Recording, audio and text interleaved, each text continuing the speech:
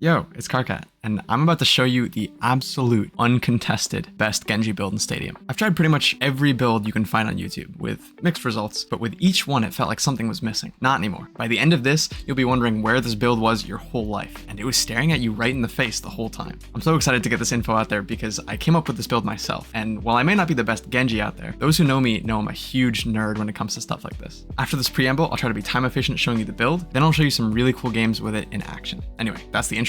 Subscribe, please, please, please. And I call this the true one-shot build. The real beauty of this build is how simple the game plan is, no matter how much money you have. Round 1, we start with Hidden Blade. Get your weapon power and weapon lifesteal, and Siphon Gloves. Shout out to Ben for this loadout. It is by far the strongest Genji can ever be at round 1. The idea here is stacking melee damage and lifesteal early, so you can take almost any 1v1 in the game. Believe it or not, even Moira becomes a cakewalk with these items because you can easily out-heal her damage. Play around taking these isolated 1v1s and spam right-click melee. Round 2, the ideal is to pick up Phantasmic Flux. If you play Stadium, you shouldn't need too much explanation here. This item is crazy. With any remaining money, just stack weapon and ability power, which will become a recurring theme. If you can't get Phantasmic Flux, just pick up your core greens, weapon and ability power, and lifesteal. Round 3 is where the fun begins. We're going to pick up Hashimoto's Bane, and for the rest of the game, fully index into that power. I don't even need to explain any rounds after this, except for the powers, because all you're going to do is work towards the same epic items almost every time, and then stack weapon and ability power when you can't afford the next epic. Sell everything, and then buy epics in this order. Mark of the Kitsune, Hard Light Accelerator, and 3-tap Tommy Gun. Then take a look at your build and whip out the evil laugh as you realize what's about to happen. You're building towards the strongest Genji one-shot combo physically possible. Every time you use an ability, you're going to get a straight damage buff to your next attack, and your right click will have 2 extra shurikens that home in. I cannot emphasize enough how much the sheer damage surprises me every time I hit a clip. The buying order comes from testing how much each item increases your damage, with Mark of the Kitsune being the strongest. And again, with any remaining money, prioritize weapon power and build some ability power when you run out of weapon power to buy. Once you start making enough for your next epics, all you're gonna do is max out weapon power. Get Eye of the Spider, the Closer, all that juicy stuff. You can potentially opt for things like Codebreaker if there are a lot of people building armor, but otherwise don't bother. Back to powers, round 5 we're going to pick up Worm's Maw. Think about it, every shuriken increases dash damage, stacking up to 5. Hashimoto's Bane makes you throw 5 shurikens. It's a no-brainer. Your last power matters the least, but I always go for Spirit of Sojiro. More dashes means more Hashimoto's Bane and damage buffs. Everything connects. The last piece of the puzzle, if you make it to 70k, is Super Flexor, which will stack really nicely with Worm's Maw. And that's the build. It seems so obvious in retrospect, but I've never seen anyone talk about it, let alone use it in game. I've even seen some people say never get Mark of the Kitsune because it sucks. Trust me, since using this build, my win rate has genuinely skyrocketed, and win or lose, I'm usually MVP. Now just to reiterate, I would not consider myself that good at Genji. It's passable, and for what it's worth, I did hit top 500 with Genji not too long ago, but I downplay because I know my skill level pretty well. That being said, if you watching this are good at Genji, you will absolutely dominate with this build. I promise you. All the mechanics you've built up, the ability to one-shot people with dash right-click, this is that on steroids. If you don't believe me, stick around for the full gameplay where I'll show you how I diffed another very solid Genji twice in a row who was running the melee build. Speaking of the melee build, let's quickly talk about why to use this build over other popular builds, and then jump right into the gameplay. The main builds I've seen are Poke, Melee, and then Ben's build, which is a really strong all-around build, and the one I used before this. Dash builds are ubiquitously horrible, so we don't even need to talk about them more than that. With Poke, you index completely into weapon power in your left click, you sit back and left click people, then dash in to finish them off. It's decent, but extremely boring, and why aren't you just playing Cassidy at that point? The melee build can also be very strong, but it's a gimmick, especially if you run ambusher optics. Feels unreliable and honestly too mechanical to have that much fun with for someone like me. The one-shot build is just perfect. It's very mechanically forgiving, but with an extremely high skill ceiling. It's cost efficient, easily adaptable to when you're falling behind in economy, and the damage output is bonkers. It has the consistency and approachability that every other build except for Ben's all-around build lacks. If you don't believe me, check out a couple of full games. Now I picked these ones specifically because I could show you any number of steamrolls where we blew the other team out of the water. And you can do that with any build, it's not that helpful. But these 2 games were extremely close games that the entire time I was thinking it could go either way, and then my build ended up scaling harder, my team played a little bit better, and we won out over another Genji. You can see how the matchup plays out between the one-shot build and the melee build. Alright, so I'm going to do my best not to cut out all the times where I make horrible plays or I get carried by my tanks. So try not to pay too much attention to those, but really what we want to focus in on is the vision for the build. I want you guys to see the vision, because I'm still limit testing, I'm still figuring out how to play optimally with this build, but once you get the feeling for it, damn does it feel good. Round 1, you really don't want to go too crazy. You want to start off playing the neutral, looking for any isolated 1v1s, and capitalizing off of the pressure of your team. You know, classic Genji stuff. I'll take these off angles, try to be a little annoying, maybe take a 1v1 on this Genji. Didn't end up having to use Siphon Gloves there, but that's okay. Then our team gets pushed up, break Ryan's shield with the D.Va Bomb. Ryan gets nanoed and goes in. Genji bleeds and then goes in. And while Genji gets a triple on my backline, I'm thinking maybe I can do something on their backline, and I blade. Pick up the Freya. Pick up the Ana. Mercy super low. Watch my health bar. We're going to use Siphon Gloves to get some HP back. Look at the sustain as we're throwing out melees. Gets us the HP we need to stay in the fight. Even with the Mercy pocket, it's still just so nice. It lets her focus on damage boosting, and then we can clean up the rest of the kills. I think we picked up 5 there. We were able to do so much work that they can't even push on to the point, and then the round ends. When I tell you that this is the strongest round 1 loadout for Genji, I am not kidding. So round 2 rolls around and you can see we've picked up Phantasmic Flux, some weapon and ability power, and the other Genji is rushing Ambusher Optics, which I cannot recommend. Game plan's going to be more or less the same. We're going to play the neutral here and try to find those isolated 1v1s. Looking to use that new sustain from Phantasmic Flux along with Siphon Gloves to just keep yourself a potent threat. I should probably be going for the backline maybe, but I really wanted to get this kill on the Genji here, of course. And I think we're about to start to see some classic DPS brain rot. That is basically my one main downfall when it comes to this game. I'm not nearly as disciplined as I am when I play Rivals, so I will just go in and do really dumb shit all the time. But I like to think that for every terrible play I make at least one good play, so here we pick up a kill on a support with the help of our lovely Cassidy, and then we're going to pick up a kill on this Ana here as well. Ryan pushes us in. We can't quite get out because the Fire Strike hits us right when the Reflect ends. When we do get back though, our D.Va manages to hit a really beautiful bomb. Then we can get in, we prevent the res. I notice that Genji's in our backline and I go to help out. Take the 1v1 and then we hit a nice little dinkler at the very end. Take the point. Now unfortunately, after a bit of a standoff, I die with my ult and then Genji ults and kills my whole team.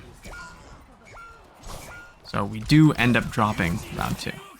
But that's okay, because it's round 3, and that means Hashimoto's Bane comes online. We pick up our first 2 items that are buffing our damage. Other Genji's going to continue running his melee build. He picks up Gloom Gauntlet. And the idea here is now we start looking for those right-click combos. So we're going to play the neutral a little bit. And then, yeah, Genji shits on me. Come back to defend second point. Fortunately, D.Va gets another huge bomb. All we got to do is clean up. Mercy's Valking, but we can just right-click her to death. And then I notice this Ryan's low, so I go to push him. Because even though I'm a Genji, now that I've got Hashimoto's Bane, I actually do a decent amount of damage. Then you can see I start trying to feel myself a little bit, go for stuff like that, and a better Genji gets that kill. And here too. Like imagine I'm getting a little bit lost, I lose Freya. If you have the mechanics, you just get that kill. Now luckily I start to come online, pick up a couple nice kills here. I can push this Ana super easily, reflect to get Hashimoto's Bane back, and then we're chilling. And then here, this is, yeah, don't look at this. This is super embarrassing. But the only thing that matters is we do win the point. Genji blades on. He dies pretty instantly. We go kill on Mercy, and then the round ends. Now we're here at round 4, and I've finally gotten all the epics I need. The other Genji, he's got his 2 melee epics and Phantasmic Flux now. It's not seeming that threatening. And unfortunately, they do pick up an early pick on our Cass. D.Va gets demeched, and so we lose the first fight pretty quickly. We come back, I take a flank right side. Not super interested in the Freya or the Valkyrie Mercy, but Ana is a perfect target. And just look at how easy these kills are to pick up with Hashimoto's Bane. This is what I mean by mechanically forgiving. You don't have to be that accurate anymore.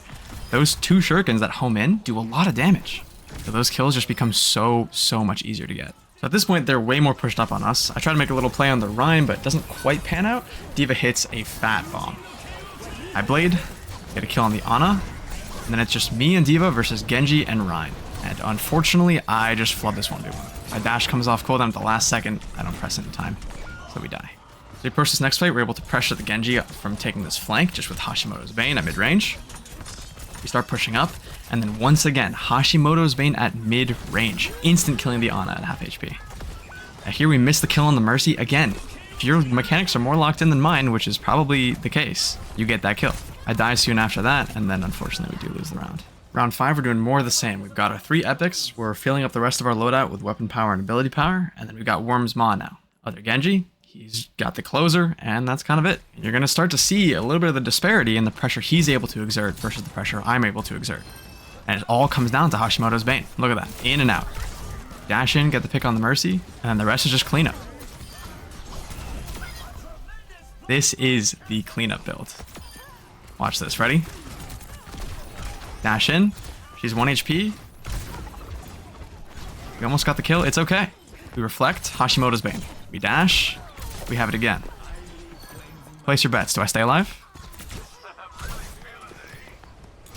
I do. Get out just fine. Now watch this one. Genji's peeking. Nope. There goes half your HP. Again, Hashimoto's Bane at mid-range. So tough. And then here, honestly, I don't know what happened there, but I feel like I should have gotten the kill on that Freya. Fortunately, after I died, my team just wipes the floor with them, and that's a wrap. Then we get to round 6, where we've picked up Eye of the Spider, we got 50% weapon power, and the other Genji just doesn't stand a chance. He's been building this melee build, and you see the gimmick in front of you. He just can't really get in our team. I'm able to pressure anyone, anywhere, at almost any time. Freya's on high ground. Nope, there goes all your HP. Now, unfortunately here, I do misplay this. I turn my back. Genji one-shots me with his melee. There's the gimmick, but he's not going to be able to do that again. I'm going to come in with my consistent, reliable damage, and just one-shot. Here, this Freya 100% should have taken way more damage there. I just completely whiffed. But that's what I meant when I was saying, think about the vision. Think about the potential here if you're good at Genji. Which I'm like, okay. Now here on this last point, Diva Bomb happens. And they never recover from this. So we're just able to cap our 4th point. Even though we get shattered, it's not going to matter. Our tank was fatter. And that's the first game. Now, I have a second game to show you, but for the sake of time, we can just focus on some of the key plays that revolve around the build itself. And one of the biggest things I want you guys to take away from this is how much this build enables you to chase down targets and the positive feedback loop that happens when you start racking up elims during a team fight. Because you dash through someone, Hashimoto's Bane, get the kill, your dash is back. You get Hashimoto's Bane again. Hard light accelerators pumping up 1, 2, 3 stacks. You use reflect, you use dash again. Everything is just synergizing so that you can keep going. Keep pumping out damage, and you'll see the results of that at the very end. This is a perfect example. We got the soldier up on the high ground, dash in, right click, he's 1 HP. Now he has to run to the health pack, he's out of position, team collapses, get the kill. We spot the Ana, what's gonna happen? Left click, right click, dead. Now even if I miss slightly, Hashimoto's Bane is gonna secure that kill for me. Genji on the ground, right click, he's dead. Keep going. Take a flank on the right, same thing, over and over again, look for the Ana. Dash in, get the kill. Didn't even need Hashimoto's Bane, but now we have it. Right click. We're gonna dash through, get another kill. Hashimoto's Bane, dash Hashimoto's Bane. Like, it's just ridiculous. Then we blade, take out the Zarya, and that's the point. Same thing here. Both DPS on high ground, we dash in Hashimoto's Bane. Right click, pick up a nice kill on the Genji. Next round, map changed. I guess that was the only clip I had that round. We're going in. Dash to the Zarya. Hashimoto's Bane on the Mora. I didn't even know she was there, but she's just in that general direction. Grab the soldier. Ana's 1 HP. Unfortunately, we're dead, but we get rest. It's okay. Same thing. We're pushing back the supports. Chase down the Moira. Get the homing shurikens. Reflect. Get the homing shurikens again. We just right-click dash. This is a great one. They're all on high ground. Right-click. There goes all his HP. Thanks, Cassidy. Then we keep going. Positive feedback loop. Always proccing, more damage, more shurikens. Just get every single kill. Get the kill on the Zarya, that's the end of the round. I'm telling you, this build is disgusting. Chase down the Ana, insta-dead. Keep going. Moira's dead. This guy's dead. Look at the way we chunk his HP with Hashimoto's Bane. Now we push their spawn. Get the kill on the Ana, and look at the money disparity between myself and the other Genji. Same Genji from last game, these games are back to back. The amount of damage you output directly leads to income generation. You're gonna outpace any Genji not using this build. If you don't believe me, just go and try this build. I promise you, it feels so good. You're not pigeonholing yourself into one play style where you can only use your melee and Aedo strike, which is so buggy and unreliable. You're not sitting in the back throwing 5 shuriken left clicks that are just making you fall asleep. Try this build, let me know how it goes. If you like the build, comment below what you like about it. If you disagree with me for some reason, I actually would love to hear why. I'm super nerded out about this. I love talking about stuff like stadium, MOBA type builds and all this kind of stuff. That's my jam. So if you think another build is stronger, let's talk about it in the comments. I'm super down. And I hope you found this helpful. Peace.